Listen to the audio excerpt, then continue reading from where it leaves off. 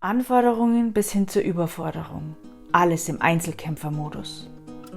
Tief in dir drin weißt du, dass sich das System weiterentwickeln darf und kann. Aber wie? Auch du warst mal ein Kind und auch ich war mal klein und auch uns haben sie was erzählt. Und dann macht man das alles und versucht so zu sein und dann merkt man, dass einem was fehlt.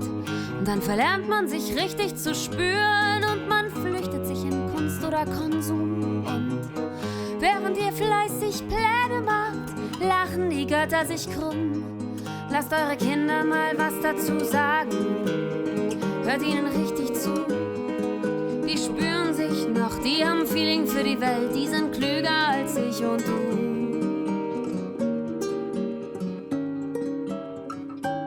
Wie gut täte dir ein Ort zum Austauschen und Vernetzen, zum Ideen kreieren und gemeinsam weiterspinnen, ein Raum zum Wachsen?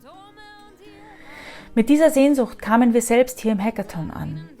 Und ganz nach dem integralen Prinzip, wie im Kleinen so im Großen, wie im Großen so im Kleinen, haben wir uns als Prototypen erlebt, wie wir uns vernetzen und so wirksam werden.